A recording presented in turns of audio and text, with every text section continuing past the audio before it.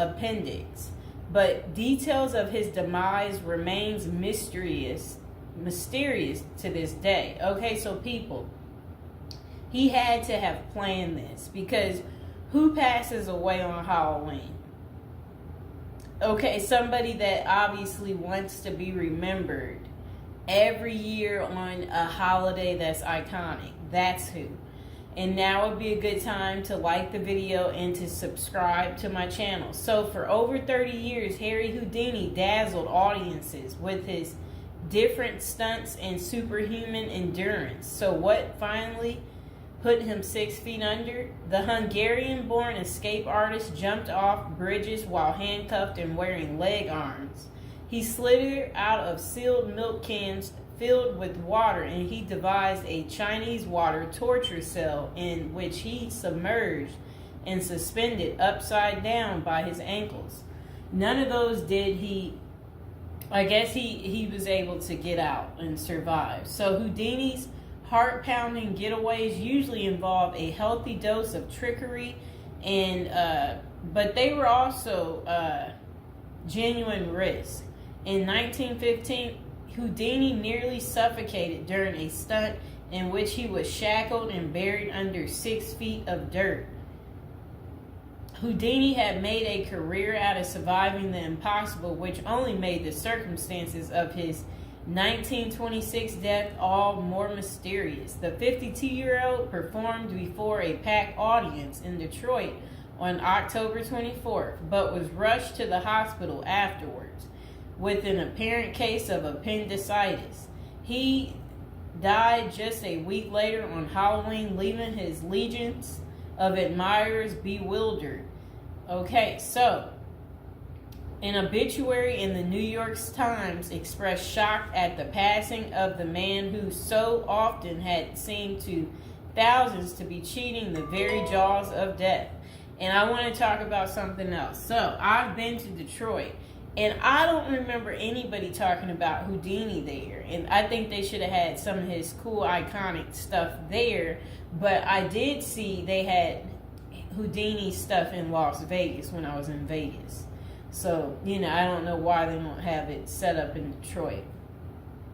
So Houdini's final performance. The strange series of events that led to Houdini's demise had kicked off several weeks earlier on October 11th. 1926, while being shackled into his Chinese water torture cell during a performance in Albany, New York. So it says he was struck on the leg by a piece of faulty equipment. He hobbled his way through the rest of the show, but was later found to have sustained a fractured left ankle. Against doctors' orders, Houdini continued his torture and traveled to Montreal, where he gave a lecture at McGill University. Just a few days later, on October 22nd, he invited some McGill students to visit him in his dressing room at the Princess Theater. The magician's sore ankle was still bothering him, so he plopped down on a couch while the group chatted. At some point, a student named J. Gordon Whitehead arrived and asked Houdini if it was true that he could resist hard punches to his abdomen, a claim that the magician had supposedly made in public. According to witness Sam Smits, when Houdini said the rumors were true, Whitehead abruptly delivered 4 to 5 terribly, forcibly deliberate, well-directed blows to his stomach. Houdini was still reclined on the couch and had no time to prepare for the punches, which appeared to leave him in considerable pain.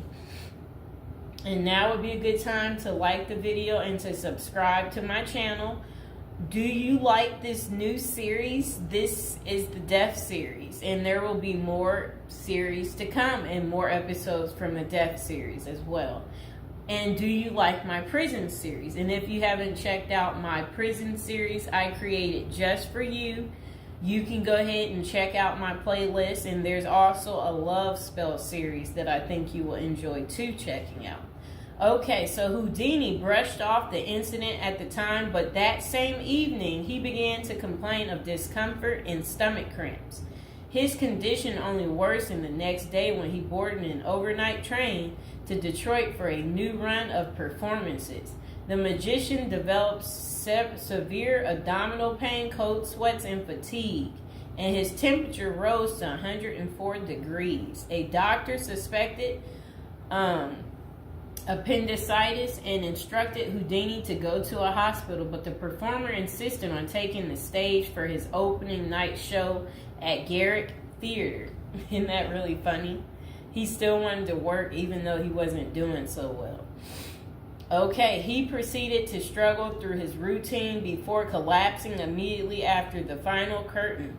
The show would be Houdini's last. The same night, he was taken to a Detroit hospital and prepared for surgery.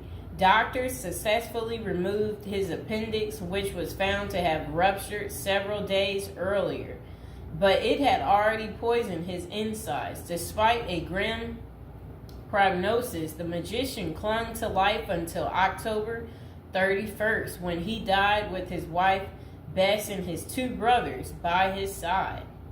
The official cause of Houdini's death was listed as peritonitis caused by a ruptured appendix. At the time, the magician's doctors firmly believed that the illness was the result of so I guess some guy had given him something backstage during an encounter in Montreal.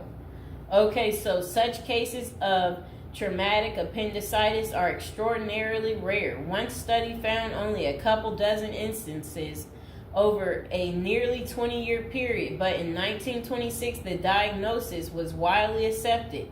Houdini's life insurance company was even forced to pay his wife a double for accidental death. Okay, so doubts arise over the escape artist's death. Houdini was laid to rest in Queens, New York. And this is what his little, I never knew that was where he is. There he is right there. Okay, that was his tombstone. Okay, so look, maybe I can put that tombstone as the thumbtack, people.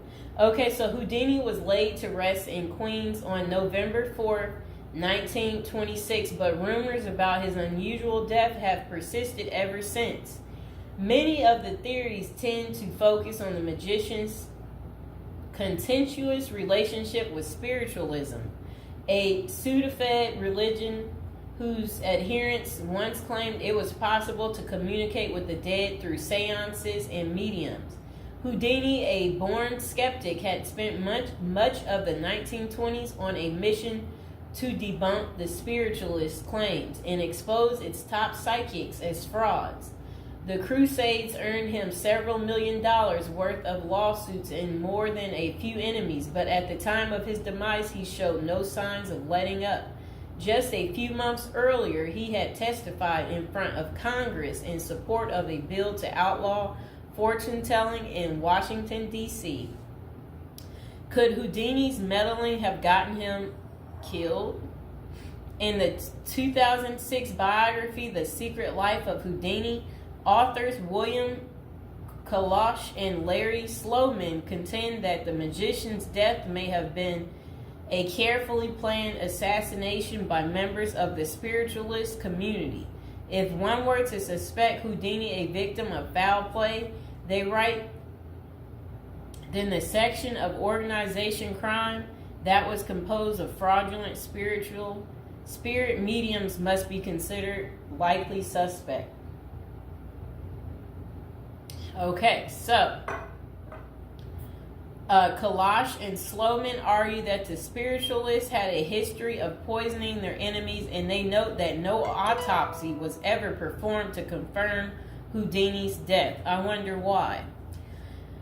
So his death was actually caused by appendicitis. If someone were hell-bent on poisoning Houdini, it wouldn't have been very difficult, they concluded. Considerable debate has also focused on J. Gordon Whitehead, the McGill student who supposedly delivered the potentially fatal gut punches to Houdini's Montreal dressing room. In the 2005 book, the man who killed Houdini, author Don Bell, floated a theory that Whitehead may have been in league with the spiritualists, some of who had previously threatened to harm Houdini or have him beaten up. Bell concluded that there was not enough evidence to connect Whitehead to any kind of criminal plot, but others have argued that he was an enemy agent who stalked Houdini during the magician's time in Montreal.